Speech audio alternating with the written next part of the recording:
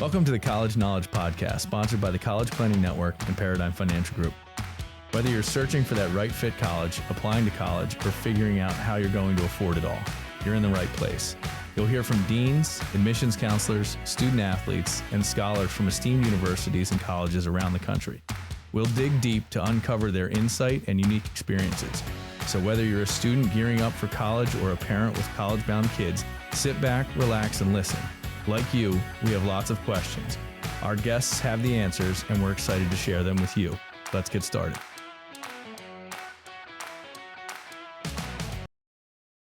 Welcome back to the College Knowledge Podcast. I got a solo mission today. Dave Kozak, your co-host normally.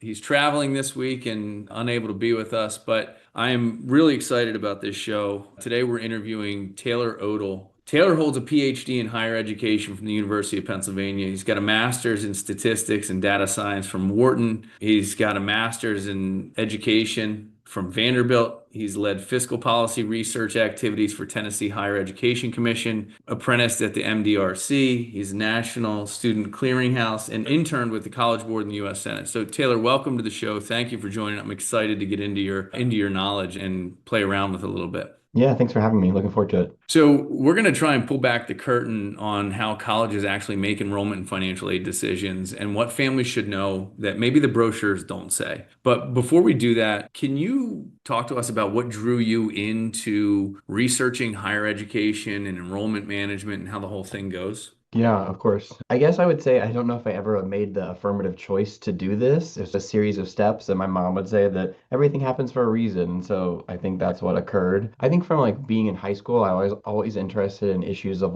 politics and public policy. Sure. So when I went to undergrad, I participated in a honors program named after the late Senator Howard Baker, and that was where I got connected with Senator Lamar Alexander and the Senate Help Committee and everything. And he was obviously ranking member of the U.S. Senate Education Committee, and I was exposed to education policy very early on, and there was this kind of natural marriage there. In undergrad, I also studied organizational behavior, which is how firms and institutions themselves go about making decisions and operating. And actually in that field, some of the first organizations that were ever studied were colleges and universities. If you think back to what are some of the oldest institutions in the world, it's the church at large and then colleges and universities. And so there was this natural marriage of how do colleges and universities or even the state or federal government make decisions to alter behavior of people, of those organizations, etc. And so it kind of just snowballed. Surprisingly to me, maybe not surprisingly to other people, Vanderbilt was the only grad school I got into when I first applied. And so that's why I went there to get my master's degree and got connected with a really great amount of people and was able to hone in my research area on this issue of financial aid and college access and what barriers exist that keep people out of higher education, because we kind of sell this economic opportunity American dream, but we know that not everyone's able to cash in on that dream. And even if they are, they get different levels of returns. And so a lot of my work now focuses on understanding what drives those differences in ROIs and how we can maybe equalize it for some folks. So at the enrollment phase, is it more of I work in financial aid every single year. We're in the heat of battle right now. It's coming up on FAFSA and CSS profile season. And there are a lot of schools out there that will meet a substantial amount of financial need. So is it a matter of families, they don't go through the process the right way, they don't know what they don't know, they just pick schools willy-nilly? What's the biggest hindrance that you see? Yeah, I think it's all of the above. In my mind, or the thing that I am most worried about is students and families not having an upfront, even signal of their net price. Yeah. And that ultimately is what, as you mentioned, leads people to abandon their college pursuits altogether, to get discouraged really early in the process. I think we talk generally about the price of college rising every year, right? Published sticker price, which is tuition and fees. What you see for listeners, when you go on a website, you see this big number at a college and university. The vast majority of people who go to those colleges do not pay that. The vast majority pay maybe half or less of that actual price because of tuition discounts discounting and price discrimination and things that we're able to do in this sector, many, particularly low-income families, particularly families who are going to send their kid that'll be the first in their family go to college, college is extremely affordable to them. And at many institutions, especially private institutions and public flagships, the net price for lower and middle income families is actually declining over time because Yeah. they're beefing up financial aid for those student groups. It's hard for us to give people that signal though, right? Like we need some Yeah. information on you to know how much you can afford. We also need to know how to contact you, etc. So for me, it's that informational asymmetry that people just have Yeah. no idea what the price is on the front end, and so they don't want to buy the good if you don't know what it costs. And that's the exact reason this podcast exists, right? College Yeah. Knowledge is based on trying to get this message out to people that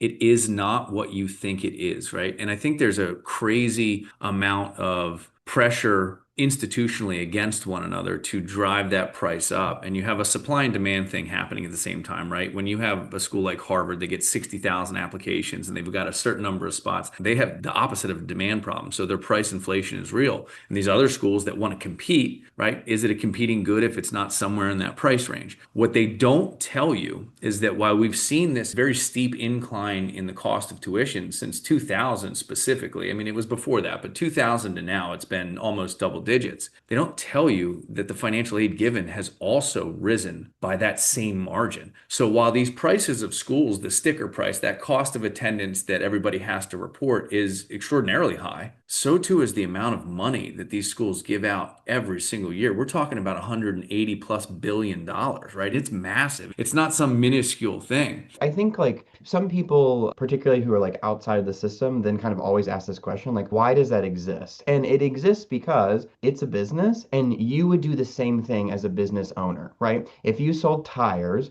and Warren Buffett pulled up and was like, I need 4 new tires, you would love to price each of those tires at $1 million, right? So that when the single mom pulls up right after him, you can discount those tires in half or in a quarter or something. That's what Yep. colleges and universities do. They charge high tuition and fees to students and families who can pay so that they can discount tuition and fees through grants and scholarships to families who cannot. And that's how the entire sector works. And there's something you said that is worth noting or at least thinking about. First of all, you mentioned the numbers, right? Knowing sort of like that net price that you're going to pay. We preach constantly about know your numbers, but simultaneously know the school's numbers. How do they historically give? What do they historically do? How do they make these price discounts happen and what causes them to happen? And so if you know that, you're playing in the field. And to some extent, families, they think of higher education as this holier than thou institution that exists. At the end of the day, these are mini cities, right? They run every aspect of a city.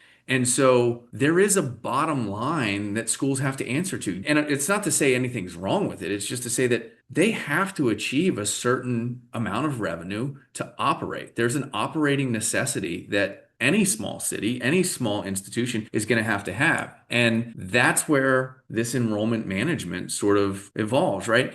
And you go back and enrollment management was first, the earliest I could tell is the late 70s is when it was popping up.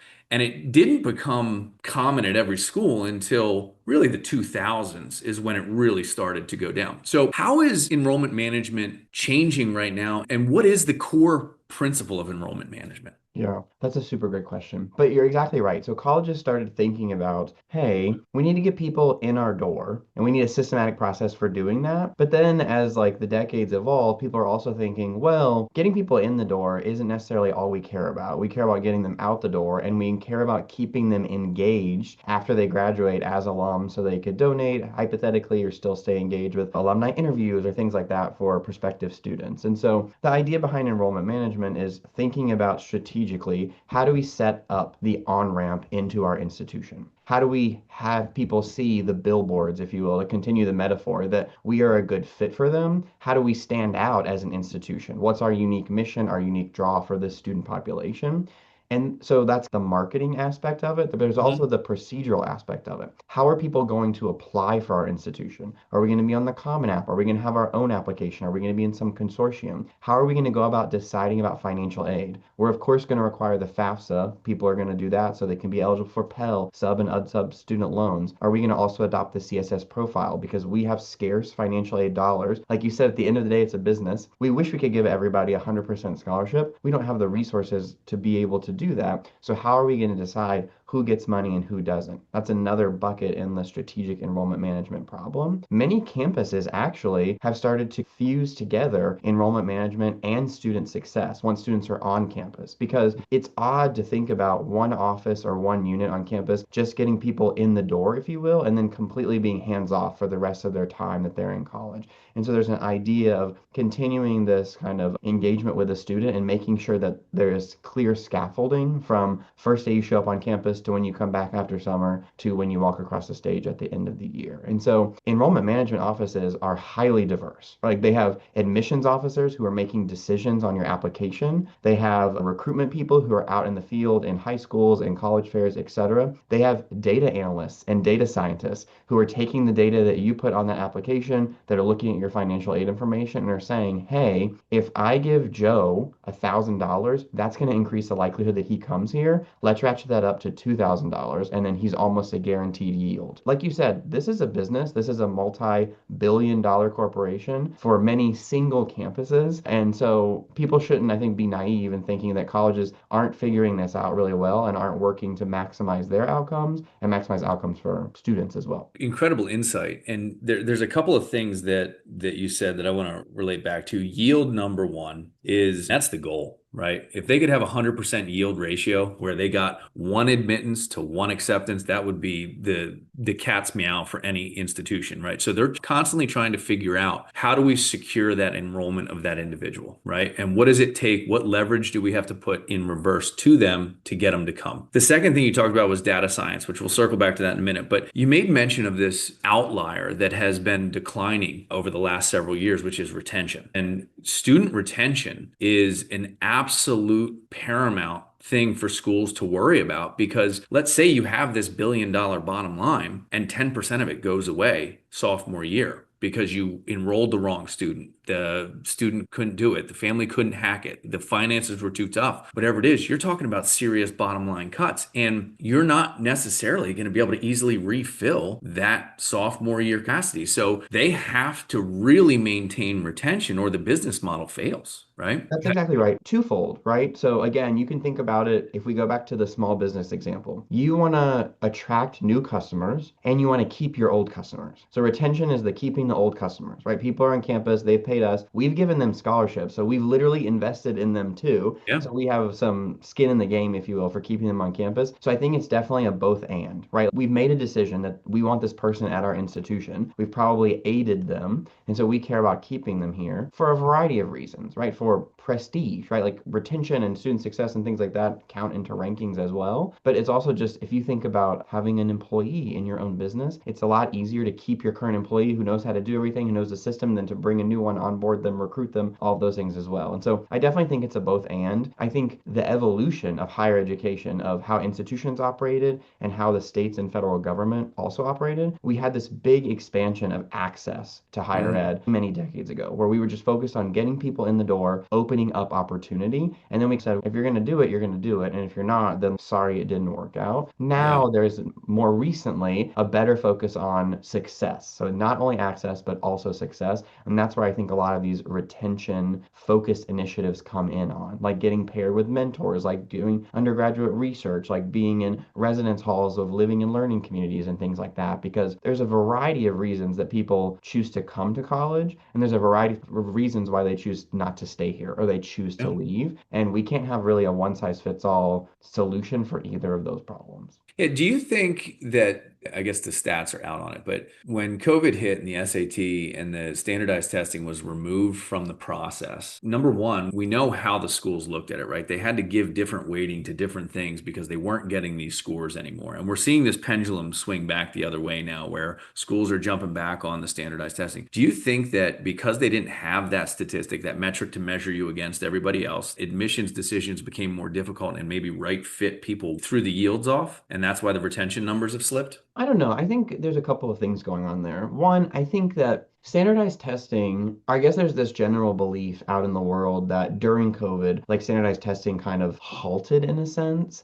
And the reality is that people who had access to still take those standardized tests definitely took them. And even though institutions were test optional, they definitely still submitted those scores. People were still getting admitted and getting really great scholarships based on the SAT or ACT or AP exams and things like that as well. Hmm. I definitely think, to your second point though, admissions decisions, and I'll just caveat this here too. When we're talking about SAT, ACT scores and admissions decisions, we're talking honestly about a very small subset of the entire higher education enterprise, right? Like a third of students attend community colleges that are 100% admission rate. Another 55 or so percent of students attend colleges that accept 75% or more of applicants. So Yep. most of higher education is very open access. I think we're probably talking about like the top 20, 10% or so that practice selective admissions, which is totally fine. But I do think admissions decisions probably got harder during that time because think about you. You're trying to make a decision. What do you want to do? You want to have as much data as possible to make that informed decision. And maybe we were missing some of those important data points there. My gut, though, around retention, particularly in the COVID era, doesn't really have too much to do with the admissions side. Okay. It has a lot more to do with the financial aid side and what happens probably once students showed up on campus. Okay. And I'll say that twofold. One, if we think about the traditional college going population, like students coming out of high school going into college, COVID years were really weird for sophomores, juniors, and seniors in high school. And this radical transition to being on campus or even staying online in something as like amorphous as like the college experience, that doesn't even sound great to me. I wouldn't No. want to do that. I was doing my PhD during the heat of COVID, and I will jokingly say to people, like, it was really great for me because what did I do as a PhD student? I was stuck in my apartment. So all I could do was do research and write, and it was really great for my productivity. But if I was a new like adult out in the world trying to have the college experience, I would not sign up for that. And so I Yeah. think part of that is driving it. There was no like organic interaction between students on campus too. Like you were in your dorm room or your residence hall, you had to have food delivered to you, you were getting tested like every 3 days or something. Like, so I think that was a problem. COVID, however, also grossly exacerbated economic inequality or laid it very bare in the US.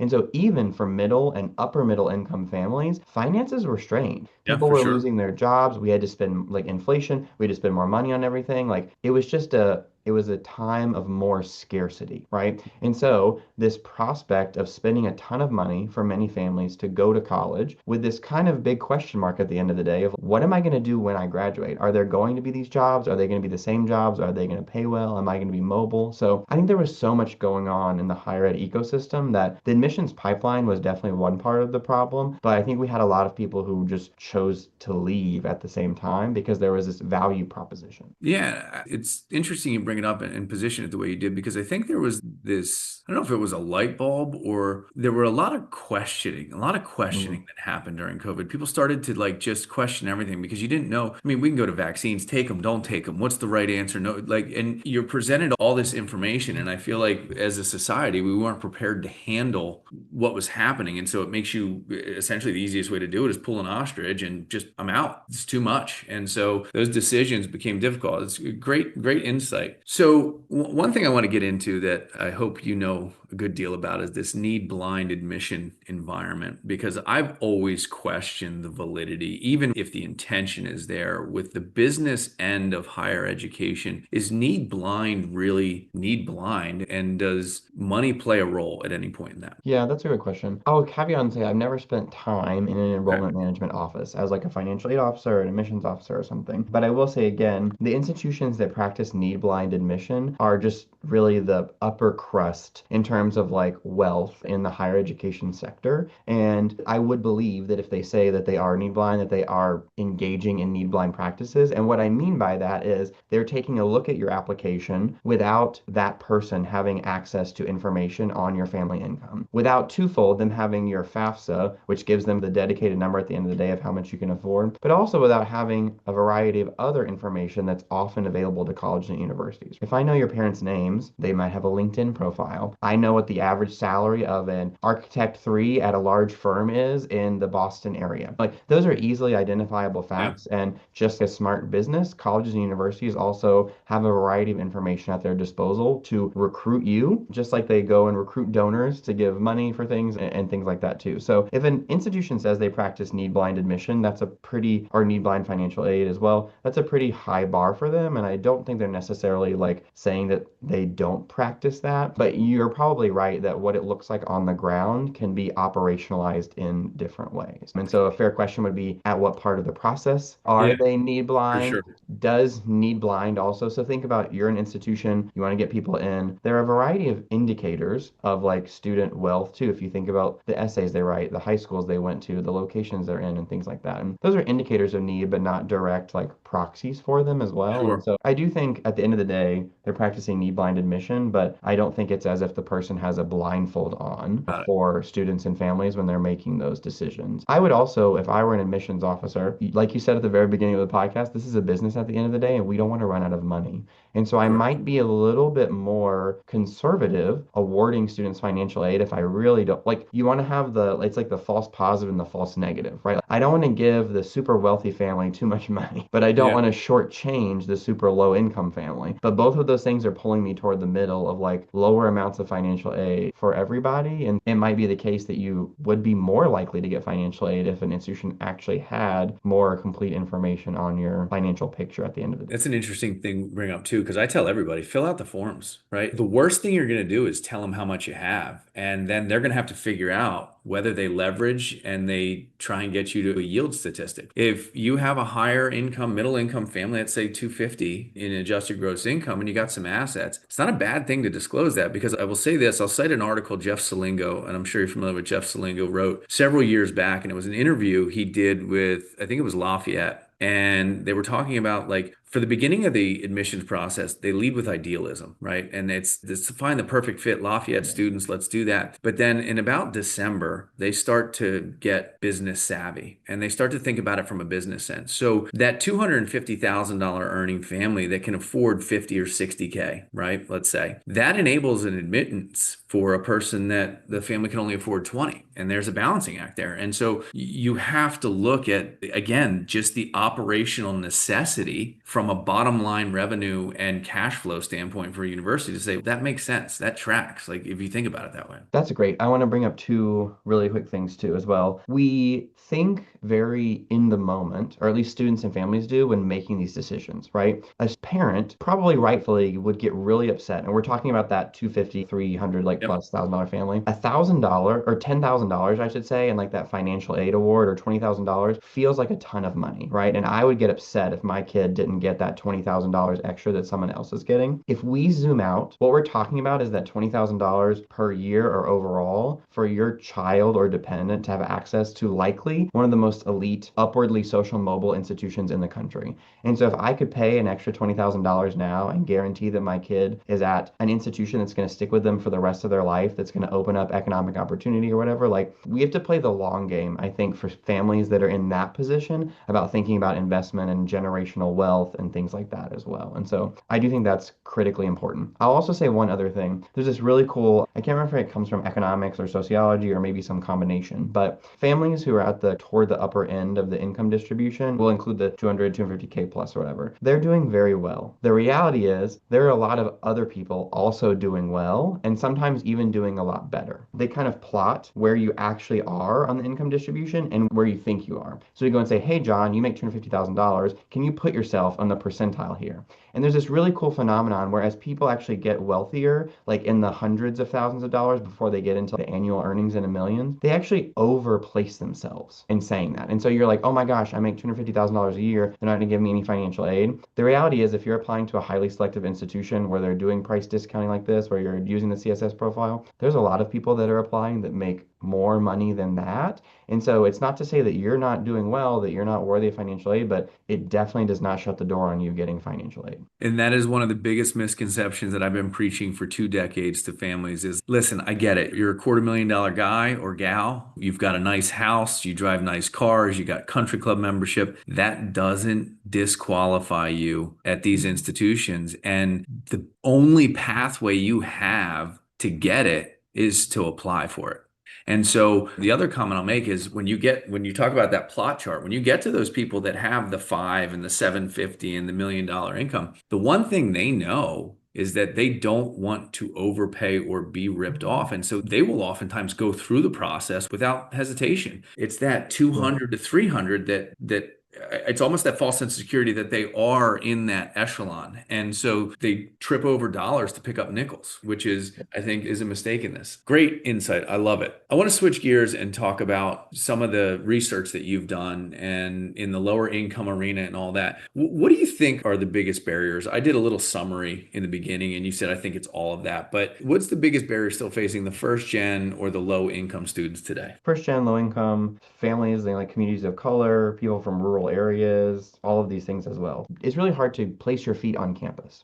And what I mean by that, it's really hard to get from I'm thinking about college to actually stepping foot at the fall semester of what would be your freshman year. There is so much red tape, and this applies to high income families, the highest income families as well. We got to start early with taking AP. We got to take standardized tests. We got to apply to send those. We have to put in school codes to send those things there. We got to go to our guidance counselor and get transcripts. We got to write essays. We got to manage deadlines. We got to pay fees. Like, it is a red tape jungle for any family to be able to just manage the college application process. I tried to simplify it one time and I came up with 10 steps or something. You have to do those 10 steps at every single place that you want to apply to. And if you have college information firms or whatever, or access organizations, be like, you need to apply to 8 to 10 or 20 or whatever schools. That's so many things to manage. It's almost rises to the level of full-time job. So navigating that red tape jungle, though, is not easier, but it is more familiar for families who have resources, who have done it before. Think back to, in my family, like my mom has a bachelor's degree, but she literally went at the time where it's like they were signing up on paper. So she's like, I get in line at the registrar's office,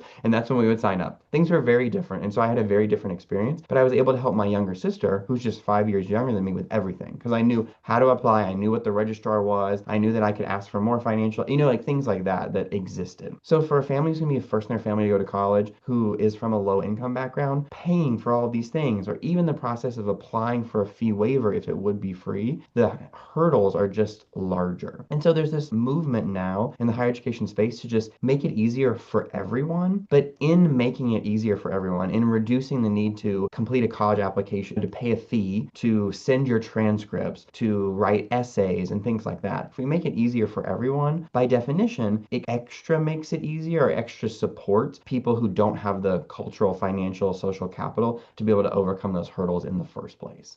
And so I think the most pressing challenge is clear and accurate information on college options. I think many low-income families, I would feel this way if I went and Googled even my local state flagship institution. There's going to be a $20,000, $30,000, $40,000 sticker price there. We can't afford that. When in reality, it is oftentimes free for people for particularly low-income families, or extremely cheap. Something that's very true that I think is very misunderstood across the higher education sector. For lower middle and lower income families, going to a private institution or your state flagship, like the football institution in your state, is often cheaper for you than going to that regional comprehensive institution. Why is that? Because they have the resources and the people there who are paying full sticker price, so they can turn around and give you grants and scholarships. I teach an economics of education course here at UW-Madison, and I actually had several, like an in-class exercise where students went and looked up their net price at UW, and then they went and looked at their net that price at one of the other Universities of Wisconsin campuses. And for every student in class, it was cheaper here at UW-Madison because of the discount rate that we have, because of the amount of grants and scholarships that we give out Yeah. to students. Having information to start the process, and then once you're in the process, making it simpler for everybody. So that brings me to the next subject, which you've studied a good deal of and are an expert on. FAFSA simplification. It was supposed to fix everything. How did we do, and where are we? It's a very loaded question. So I I think know it is. for listeners or like viewers and things like that who have done the FAFSA before, you might have some PTSD around it, right? And that's fair. For people who haven't done it yet, you are facing this like amorphous, everyone talked about the FAFSA, it's going to be awful, what's going on? And Senator Lamar Alexander actually famously used to walk around with a printed out FAFSA, like taped together. And so as he would give speeches, he would drop it and it would roll to the floor because there were so many questions on the FAFSA. And for folks like FAFSA is free application for federal student aid. It is your ticket to need-based financial aid like Pell Grants, work study, but it's also your ticket to subsidized, unsubsidized loans, and for even parents for Parent Plus loans and things like that as well. Yeah. So the FAFSA was very complicated. Why was the FAFSA complicated? Again, it goes back to us distributing scarce resources. So imagine you're in the position of the federal government. Sometimes it feels like we have unlimited money because we can just deficit spend and do a variety of things. But what we want to do is make sure that if we have hundreds of millions of dollars, billions of dollars, at the end of the day, we want to give that to the people who need it most, where it's going to actually help them get into college. Mhm. Who are those people? Traditionally, people from middle and lower income families. So why is the FAFSA so complex? It's because we want to be good at identifying who needs the money and who, I'm going to say in quotes, doesn't need the money. And so the FAFSA kept adding these questions that was like, oh, maybe if we took into account the value of what they have in checking right now, that would really matter. Or, oh, their parents might not look like they're employed. They may not have traditional jobs, but they have farm income. Maybe we should ask about that and get information. So there's this balancing act between simplicity of how awful can we make this form that keeps people from going to college in the first place, to how complex can we make it so that we can make good decisions on the data that we get. On top of that, there's also the CSS profile that many institutions adopt. And so it's like FAFSA on steroids, where you're going to do both of them and they're going to really narrow down to get accurate information on you. But the whole idea was like, hey, we're now to the point where we think we can make just as good of decisions about who needs financial aid and who doesn't with fewer indicators. That some of these things are more important. If we go back and think about FAFSA, wages are generally like, that's the number one indicator of your family income. Let's not worry so much about the value of your second checking account or something like that too, right? So is there a way where we can systematically reduce the dimension of the FAFSA so that we have fewer, better predictors? And that was the goal. And that's actually what was accomplished. I talked to like Time last year or something, and I was like, hey, this was awfully rolled out, and we'll talk about that in a second. But we actually did accomplish the goal of simplifying the FAFSA. The FAFSA is shorter, and many states, among people who started the FAFSA, the completion rates were higher than they had ever been in previous years. Like two, I think, big green thumbs up. We made it simpler, and once people got into the form, they were more likely to complete it, and so that's really great. Where did we mess up? On the rollout. Oh, yeah. The FAFSA is quite literally programmed in like, oh gosh, I can't remember the name of it right now. I'm going to say it, but viewers don't quote me. It's like Fortran or something. It's like one of the oldest coding Like languages. MS-DOS based Yes, programming. yes, yes. It is like one of the oldest like coding languages that exist. And there are like very few people who worked at the department, I think, that knew how to like make the modifications and do the rollout. And so there was this long process of like, which questions are we going to pick? Once we've got the form, how do we load it? How do we update it in the system, et cetera, et cetera? And that was just How a do you give it to debacle. how do you get it to the schools? How do you get, I mean, just It was a mess. And so people couldn't get into the FAFSA. Once they completed the FAFSA, the school didn't have access to the FAFSA to knowing information. So students and families were blind on like what their EFC was or now what their SAI was. Institutions were blind to both of those pieces of information. And so these people saying, what do I need to write my check for? Should I even go there? Are you going to give me money? And we had these campuses saying, we don't know if you're super rich or if you're super poor. It was a really awful time. And then the federal government was in the middle, I think, trying to create some better pathways between things. But allegedly, we are better up and running this year. And so we'll be watching. we'll find out in a week and a half. On that note, there was one change that really shocked me, given what the agenda of the simplification, the idea behind it Uh-huh. was, which was in the previous versions, the expected family contribution or EFC, which is now labeled as student aid index, SAI, that was a family contribution that was typically split. I always said the math was more like take 120% of your EFC, divide it in two, and that's what it will be applied to a student, essentially. Doing silly math on it. They took that away from the multiple students in school at the same time. What's your take on that? Opinion of that? That one shocks me given what the agenda is to make it more accessible, to give the opportunities to lower income, to do all that. And now all of a sudden you come back and basically say, hey, that's for each. And you got a set of twins. Sorry. A couple of things, and I haven't thought too deeply about this, so I'll caveat it there. But a problem and a concern and an important force that was behind moving from EFC to begin with was the very name and also what it represented, like the expected family contribution. And the reality is that I know for me, the EFC that I got, my family could not pay that. That was Nope. not an option. That was It's not always on a the higher table. number than you want. I can That promise that. was not, and it wasn't even what you want. It was like, I don't even know how you would do that. That was not really on the table for us. And there's this implied focus there that you as a family can pay this. It's just, oh, maybe we have a slightly less accurate understanding of what you can pay and what you're willing to pay. That's a really important distinction, though, right? Even if you could pay $1 million for something, you may choose not to. But that's an important driving factor in how colleges are then reaching out to you to get Yeah. you to enroll, to give you financial aid information and things like that as well. And my gut is that a lot of the movement around from EFC to SAI, particularly around like income protections, so like the percentage of your income that's protected from the reduction of financial aid, and then about having multiple children in or multiple dependents in school is based on information from the Department of Ed and from colleges and universities on who's likely to enroll and who's likely to stop out. And so while I'm confident probably that loss of protection hurt a lot of middle income families, the higher ones that had two kids that were still going to college, probably still sending them to college and probably paying a little bit more, which, as you gave the example, helps some other people be able to go. And I'll agree with you. It went from what, 104 to 36 questions. It is an easier thing to complete now. There's a lot of confusion on one specific item in the FAFSA, which I'll just do a PSA on. The question is, what are your assets? And there are things that you have to include and things you don't. One in particular is retirement. And so for everybody listening, don't put your retirement on the FAFSA as an asset. While it is an asset and it's certainly going to generate income for you and it's certainly going to create your longevity, it's not something that they're taking into account. But if you disclose it, it's not an intelligent system to say this is an IR, this is an IRA, or this is a 401k, and we're going to exclude that, right? If it goes on, remember they're processing a lot of information very quickly to try and get it to the schools so that they can follow through with their admissions process.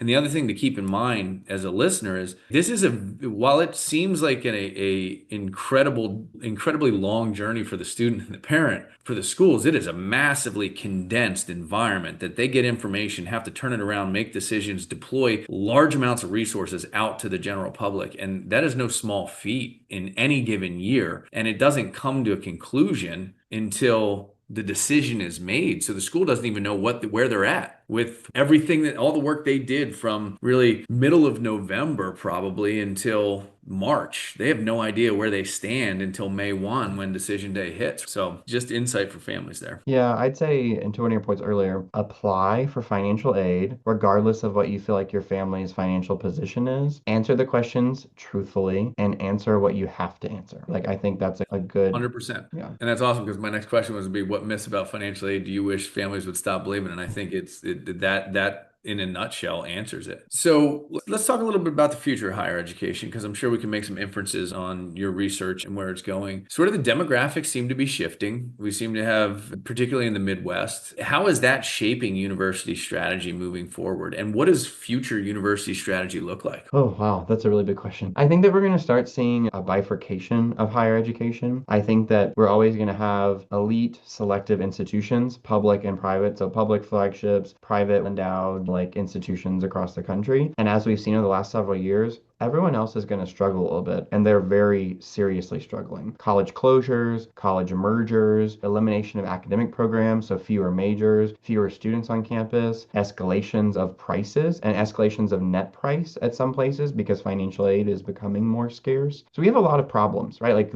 everyone kind of cites like the demographic cliff, and in the US we stopped producing babies for a little while. So the size of high school graduating classes is going down. Entire state populations in many many states across the US is actually also declining or receding pretty rapidly. That's, however, met with really rapid expansions of populations among different demographic groups. So particularly the Hispanic population in the US is rapidly growing and have different views on investments in higher education, where they're willing to travel to, where they want to live. But those are, of course, pocketed in different regions of the US. It's Sure. not uniform across. And so colleges have a couple of challenges. There are fewer potential customers, right? So what does that mean? Well, we need to go after the higher quality, fewer customers that there are, right? Like there's intense competition for highly academically successful students. There's also Mm. intense competition for wealthy students, right? At the end of the day. And there's now going to be even increased competition with reductions, 15% national reduction in the number of international students we have in the United States. Those students are almost exclusively, for listeners, what we call full pay students. So Yeah, that sticker price, that's the price that they pay.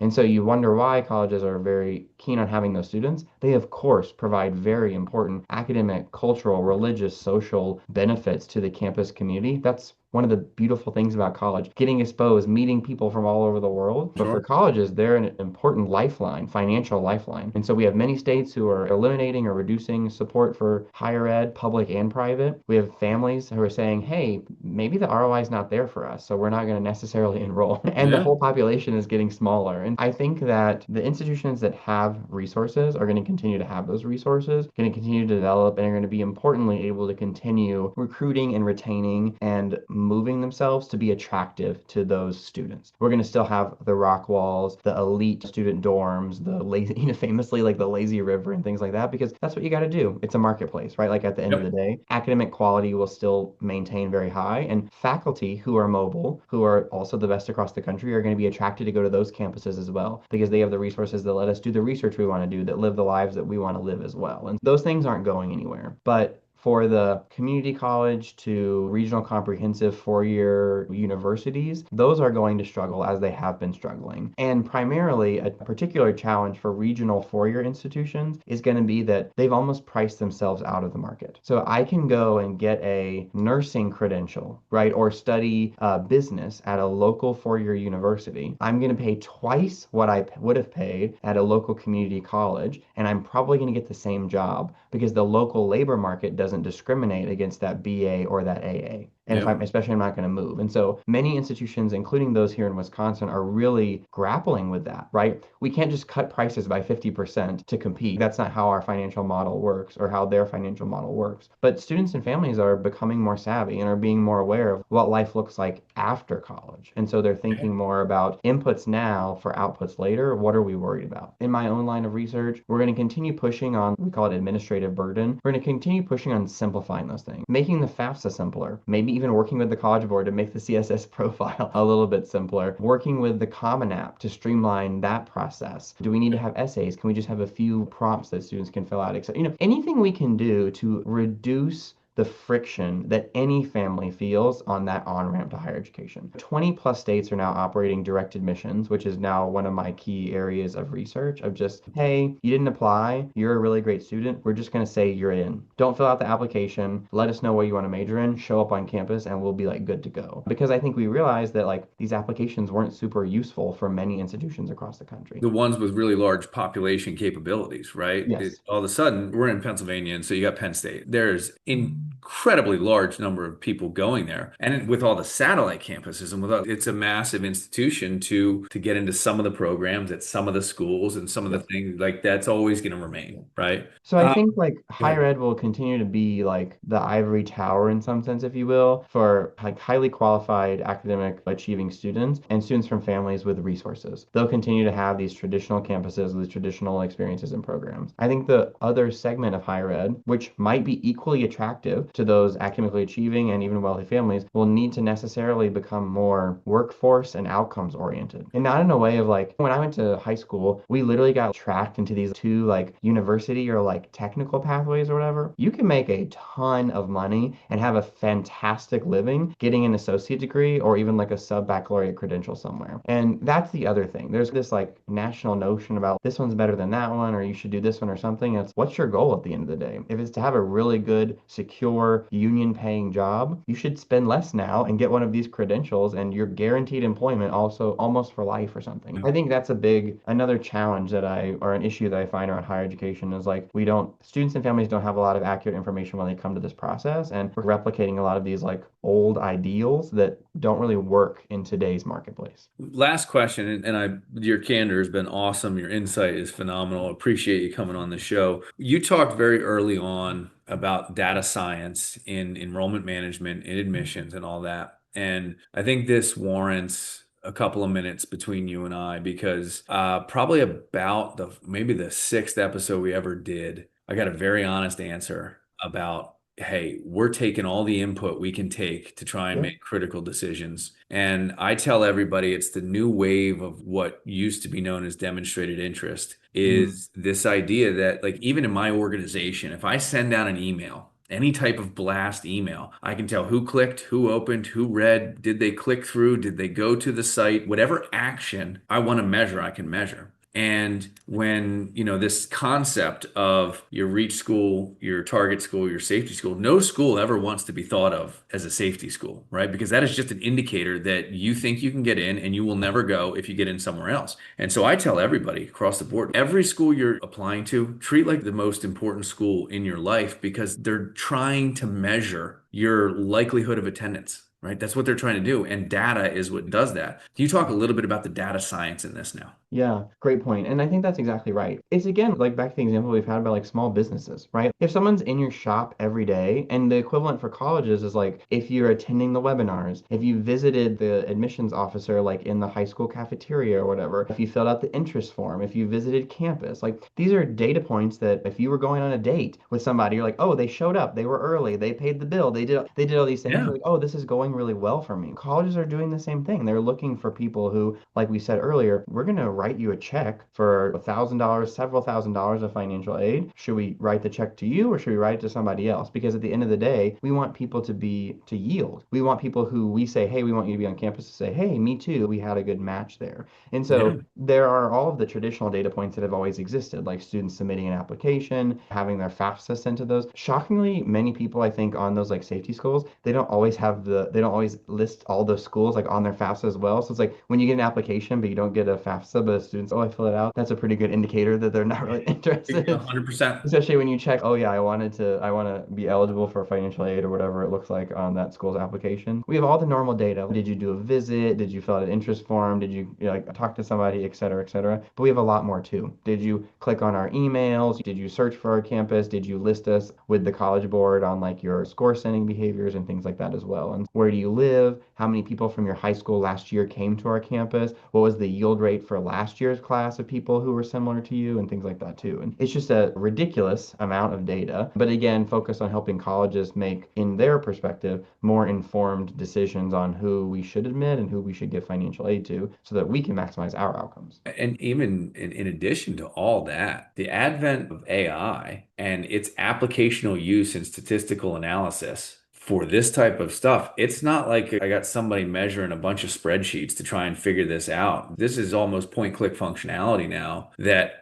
if you want to get the information or you can correlate one outcome to this action, I can go dig that action up and I can dig that correlation up without a room of data scientists, one Yeah. that understands how to use. That's exactly right. And I think another thing that maybe families and my own family like kind of misunderstood this too. When we think about college admissions, like no one wants to get rejected. Like that sucks at the end of the day. We want to get admitted everywhere we apply to. If you think about it yourself and if you have a business or think you're like hiring your executive team or something, you want like the critical thinker, you want the devil's advocate, you want the analytic mind, you want the think out of the box person, etc. You could hire 6 analytical thinkers, right? And you'd have a different outcome than if you hired the 5 or 6 different types of people. Sure. Colleges want the same thing. If you don't get accepted to the institution that you applied to, it's not saying that you wouldn't have been successful there. There are many people who would be successful at that institution. Colleges are interested in crafting really robust classes that have the analytical thinker, that have the outside the box person, that have the anarchist, that have the conformist, that have all of these things together. And we can garner that from your application materials, from your counselor essays. So your essays, recommendation letters, etc., things like that, those can all be processed by AI, right? To give like a better picture of an applicant profile. And all that to say is I think, or at least for me and others, it's like, oh, well, I would have done really well there or something. It's like, that's true, but there were a lot of yous. There were a lot of Taylors already in the class, and they're just looking for something else. And data science helps us predict that. They're from this community. They likely have this type of experience. They mention this type of sport. They play this type of instrument, etc. And so I think people would get worried about like they didn't pass muster or they didn't pass like the test or something like that. It's not really the case. We're looking for different shapes, different sizes, different colors, different backgrounds of people, and we can only accept so many of those. And so we use data science and AI to process through that too. Yeah, and I think on the other side of that too is like just incentive to be early, right? Not necessarily early decision, but man, you don't want to be the last three people chosen. You want to be the first 10, right? Yeah. When the sort of gates are open, because those last three, all of those analytics are built now to say who we have all the Taylors, we have all the Daves, right? Yeah. We need a Stephanie. Let's go Yeah. find one of those. And then you've got 10 applicants and you got three spots and you go, that's a Stephanie and that's a Stephanie and done. Our class Yeah. is now complete. I think enrollment management offices are now also thinking about ways that they cannot be gamed as well. At a previous campus, and I won't say which one, I worked in like the dean's office, like as a GAR or something. And on the first day, they were like, oh, we're about to be bombarded by students who are switching their major.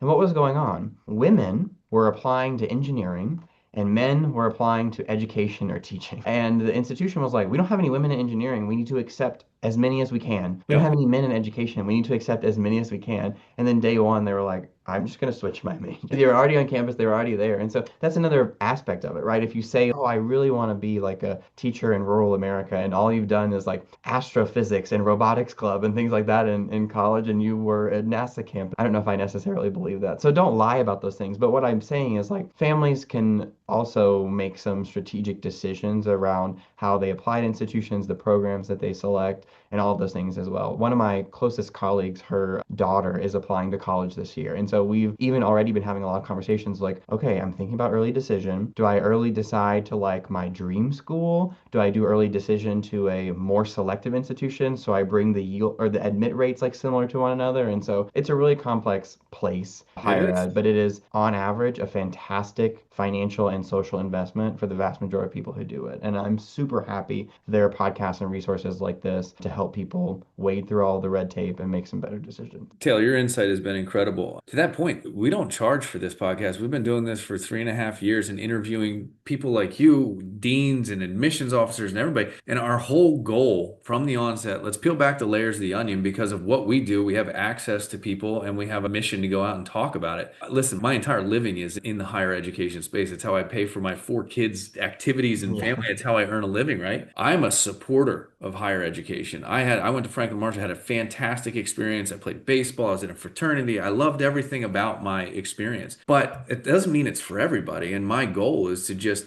here's what it is. Yep. Here's Yep. what you need to know. So people, college knowledge, pay attention to it. Go share it with friends. Take it wherever. So awesome stuff, man. Yeah. This was Uh, great. Thanks for the invitation. yeah, this is awesome. We'll talk again. I appreciate your time. Everybody listen. This has been College Knowledge. Taylor just dropped a knowledge bomb on us about all of the different nuance of financial aid to enrollment management to higher education insight. So thank you very much for your time. Yeah. Thanks. Good luck, y'all.